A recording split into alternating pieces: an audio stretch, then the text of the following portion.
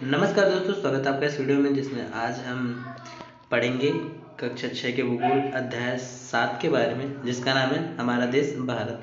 तो उससे पहले मैं आपको ये बता दूं कि अध्याय 1 से लेकर 6 और उनके प्रश्न उत्तर की वीडियो का लिंक आपको इस वीडियो के डिस्क्रिप्शन में मिल जाएगा, तो आप वो वीडियो जाके देख सकते हैं। साथ ही साथ आप इस चैनल की प्लेलिस्ट को चेक कर सकते हैं, जहाँ पे आपको कक्षा 6 के विज्ञान के सभी चैप्टर की वीडियो और उनके प्रश्न उत्तर की वीडियो मिल जाएंगी। फ्यूचर में और सब्जेक्ट्स की वीडियो देखने के लिए इस चैनल को सब्सक्राइब कर लीजिए और आइए वीडियो को स्टार्ट करते हैं। जैसा कि चैप्टर का नाम है हमारा देश भारत, तो इसमें हम भारत के बारे में पढ़ेंगे। भारत का भौतिक स्वरूप कैसा है, उसके पड़ोसी देश के बारे में और उसके आसपास के क्षेत्रों के बारे में। तो आइए इसे पढ़ लेते हैं। भारत एक बहुत बड़े भौगोलिक विस्तार वाला देश है। उत्तर में हिमालय के ऊंचे शिखरों से घिरा है, पश्चिम में अरब सागर, पूर्व में बंगाल की खाड़ी तथा दक्षिण में हिंद महासागर भारतीय प्रायद्वीप की तटों पर लहराते हैं। तो ये हम डायग्राम से समझ लेते हैं।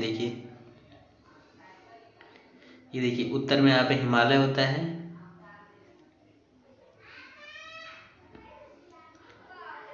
दक्षिण में हिंद महासागर, पूर्व में बंगाल की खाड़ी और पश्चिम में अरब सागर।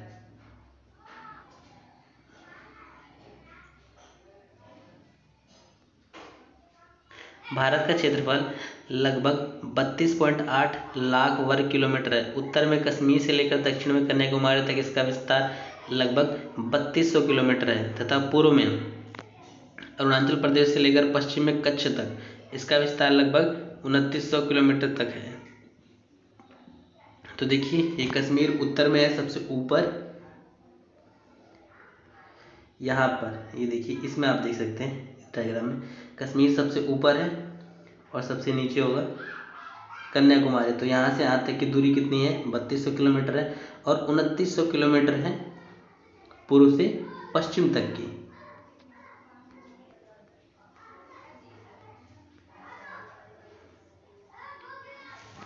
ऊंचे ऊंचे पर्वत, भारतीय मरुस्थल, उत्तरी मैदान, असमान पठारी सतह, तटीय भाग एवं द्वीप समूह स्थल रूपों की विभिन्नता को दर्शाते हैं। यहाँ जलवायु, वनस्पति, वन्यजीवों के साथ साथ भाषा एवं संस्कृति में भी बहुत भिन्नता है। इस भिन्नता में हम एकता को पाते हैं जो हमारी परंपराओं में दिखती है। यही कारण है कि हम एक राष्ट्र में बंधे हैं। वर्ष 2011 से अब तक भारत की आबादी 120 करोड़ से अधिक हो चुकी है। यह चीन के बाद विश्व का दूसरा सबसे अधिक जनसंख्या वाला देश है। तो आप जानते होंगे कि सबसे अधिक जनसंख्या वाला देश चीन है, उसके बाद दूसरे नंबर पे हमारा देश आता है भारत। तो यहाँ देख लेते हैं प्रायद्वीप क्या होता है। तो प्रायद्वीप स्थल का वह भाग है जो 3 तरफ से जल से घिरा होता है। जैसे कि भारत एक प्रायद्वीप है जो कि 3 तरफ से क्या है, जल से घिरा हुआ है। स्थिति, भारत उत्तरी गोलार्ध में स्थित है। कर्क रेखा 23 डिग्री 30 मिनट उत्तर देश के लगभग मध्य भाग से होकर गुजरती है। दक्षिण से उत्तर की ओर भारत की मुख्य भूमि का विस्तार 8 डिग्री 4 मिनट उत्तर तथा 37 डिग्री 6 मिनट उत्तर अक्षांशों के बीच है। पश्चिम से लेकर पूर्व तक भारत का विस्तार 68 डिग्री 7 मिनट पूर्व तथा 97 डिग्री 25 मिनट पूर्व देशांतरों के बीच है।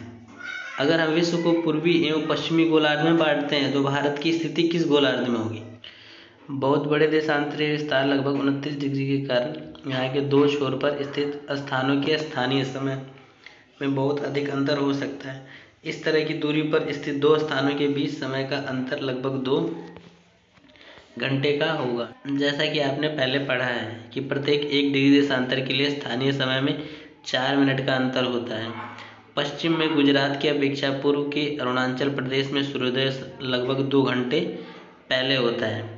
आप पढ़ चुके हैं कि 82 डिग्री 30 मिनट पूर्व देशांतर के स्थानीय समय को भारत का मानक समय क्यों माना गया है। इस यामोत्तर को भारत का मानक यामोत्तर भी कहा जाता है। भारत के पड़ोसी देश, 7 देशों की स्थलीय सीमाएं इसकी सीमाओं से जुड़ी हैं। चित्र 7.1 से इस देशों के नाम का पता लगाइए। देखिए इस चित्र को देख के आप बता सकते हैं कि भारत के पड़ोसी देश जो है वो पाकिस्तान, अफगानिस्तान, चीन, नेपाल, भूटान, बांग्लादेश और म्यांमार है।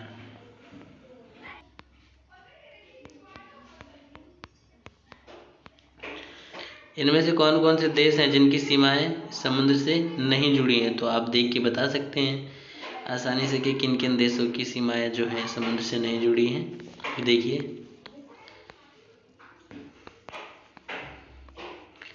अफगानिस्तान हो गया, चीन हो गया, भूटान हो गया, नेपाल हो गया। इन सभी देशों की सीमाएं जो हैं वो समुद्र से नहीं जुड़ी हैं। दक्षिण में समुद्र में स्थित दो द्वीप श्रीलंका तथा मालदीव हमारे पड़ोसी हैं। पाक जल संधि भारत को श्रीलंका से अलग करती है। तो एक बहुत ही इंपॉर्टेंट क्वेश्चन है कि भारत को श्रीलंका से अलग करने वाली संधि का नाम क्या है? तो पाक जल संधि। राजनीतिक एवं प्रशासनिक विभाजन। भारत एक विशाल देश है। प्रशासनिक क्रियाकलापों के लिए देश को 29 राज्यों एवं 7 केंद्र शासित प्रदेशों में बांटा गया है, जो कि अभी बदल गए हैं। जैसा कि आपको पता है, जम्मू कश्मीर को अभी केंद्र शासित प्रदेश बना दिया गया है। उसके बाद दिल्ली भारत की राजधानी है। राज्यों का निर्माण मुख्यतः भाषाओं के आधार पर हुआ है। क्षेत्रफल की दृष्टि से सबसे बड़ा राज्य राजस्थान तथा सबसे छोटा राज्य गोवा है। राज्यों को जिलों में बांटा गया है। यहाँ पे देख लेते हैं जलोढ़ निक्षेप क्या होता है। ये नदियों के द्वारा लाई गई बहुत महीन मिट्टी होती है तथा नदी बेसिन में निक्षेपित कर दी जाती है। और सहायक नदी, एक नदी या सरिता जो कि मुख्य नदी में किसी भी तरफ से आकर मिलती है तथा अपने जल को मुख्य नदी में विसर्जित करती है, उसको हम सहायक नदी कहते हैं। भौतिक विभाजन। भारत में पाए जाने वाले भौतिक आकृतियाँ विभिन्न प्रकार की है, जैसे पर्वत, पठार, मैदान, तट तथा द्वीप समूह। उत्तर में बर्फ से ढका हिमालय संतरी का कार्य करता है। हिम प्लस आलय का मतलब होता है बर्फ का घर। हिमालय पर्वत को 3 मुख्य समानांतर श्रृंखलाओं में बांटा जाता है। सबसे उत्तर में स्थित श्रृंखला को वृहत हिमालय या हिमाद्री कहते हैं। इसी श्रृंखला में विश्व की सबसे ऊंची शिखर है। मध्य हिमालय या हिमांचल हिमाद्री के दक्षिण में स्थित है। बहुत से लोकप्रिय पहाड़ी स्थान यहाँ स्थित हैं। 5 पहाड़ी स्थानों के नाम का पता लगाइए। शिवालिक सबसे दक्षिण में स्थित श्रृंखला है। हिमालय के दक्षिण में भारत का उत्तरी मैदान स्थित है। ये मैदान समतल तथा सपाट है। ये मैदान सिंधु, गंगा, ब्रह्मपुत्र तथा इनकी सहायक नदियों के द्वारा लाए गए जलोढ़ निक्षेपों से बने हैं। नदियों के ये मैदान कृषि के लिए उपजाऊ भूमि प्रदान करते हैं। यही कारण है कि इन मैदानों में जनसंख्या अधिक है। भारत के पश्चिमी भाग में भारतीय महामरुस्थल स्थित है। यह शुष्क, गर्म तथा रेतीला स्थल है। यहाँ वनस्पति की मात्रा बहुत कम है। उत्तरी मैदान के दक्षिण में प्रायद्वीपीय पठार स्थित है। इसकी आकृति त्रिभुजाकार है। इसका धरातल काफ़ी ऊंचा नीचा है। इस क्षेत्र में बहुत सी पहाड़ियाँ, श्रृंखलाएँ तथा घाटियाँ स्थित हैं। इसके उत्तर पश्चिम में अरावली श्रृंखला स्थित है, जो विश्व की सबसे पुरानी श्रृंखला है। विंध्य एवं सतपुड़ा भी महत्वपूर्ण श्रृंखलाएँ हैं। इन श्रृंखलाओं से होकर नर्मदा तथा तापी नदियाँ बहती है। ये पश्चिम की तरफ बहने वाली नदियाँ हैं जो अरब सागर में गिरती हैं। इस पठार के पश्चिम में पश्चिमी घाट या सह्याद्री तथा पूर्व में पूर्वी घाट स्थित है। पश्चिमी घाट का विस्तार एक समान रूप में है, जबकि पूर्वी घाट बीच बीच में टूटा हुआ तथा असमान है। इन पठारों में खनिजों जैसे कोयला एवं लौह अयस्क की प्रचुरता है। पश्चिमी घाट के पश्चिम में तथा पूर्वी घाट के पूर्व में तटीय मैदान स्थित हैं। पश्चिमी तटीय मैदान काफ़ी संकरे हैं। पूर्वी तटीय मैदान अपेक्षाकृत चौड़े हैं। वहाँ पूर्व की ओर बहने वाली कई नदियाँ हैं। महानदी, गोदावरी, कृष्णा तथा कावेरी बंगाल की खाड़ी में गिरती है। ये नदियाँ अपने मुहाने पर उपजाऊ डेल्टा का निर्माण करती है। बंगाल की खाड़ी में गंगा एवं ब्रह्मपुत्र नदियों के मुहाने पर सुंदरवन डेल्टा स्थित है।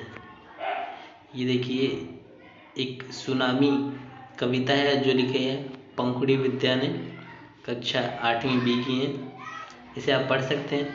और ये ड्राइंग है एक, ये देखिए सुनामी की, जिसे बनाया है वैद्यनाथ स्वयं ने, कक्षा 4 की। भारत में 2 द्वीप समूह भी हैं। लक्षद्वीप द्वीप समूह अरब सागर में स्थित है। ये केरल के तट पर कुछ दूर स्थित प्रवाल द्वीप है? अंडमान एवं निकोबार द्वीप समूह भारत के दक्षिण पूर्व दिशा में बंगाल की खाड़ी में स्थित है।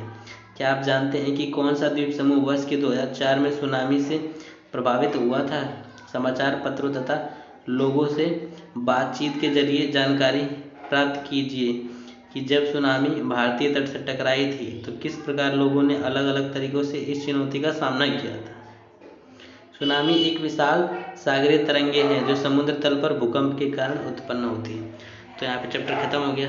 आशा करता हूँ आपको चैप्टर अच्छा लगा होगा और इससे काफ़ी कुछ सीखने को मिला होगा। तो अगर आपको चैप्टर अच्छा लगा, इससे कुछ सीखने को मिला तो प्लीज़ वीडियो को लाइक कर दीजिए, चैनल को सब्सक्राइब कर लीजिए। Thank you very much.